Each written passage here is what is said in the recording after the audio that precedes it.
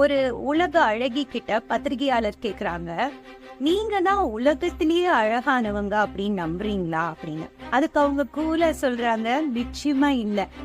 அந்த கான்டெஸ்ட்ல யாரெல்லாம் கலந்துக்கிட்டாங்களோ அவங்க மத்தியில நான் ஒரு அழகியா தேர்ந்தெடுக்கப்பட்டிருக்கேன், அவ்வளவுதான் அப்படின்னு.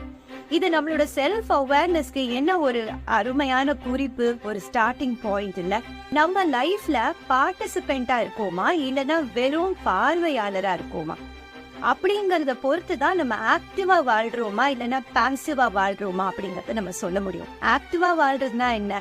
அதுல பர்சனல் growth இருக்கும், நிறைய லேர்னிங் இருக்கும், கோல்ஸை துரத்தி எப்படியாவது பிடிப்போம்.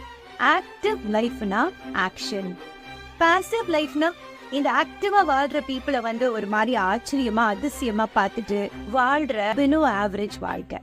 சோ வாழ்றது ஒரு முறை, ஆக்டிவா வாழணுமா பாசிவா வாழணும்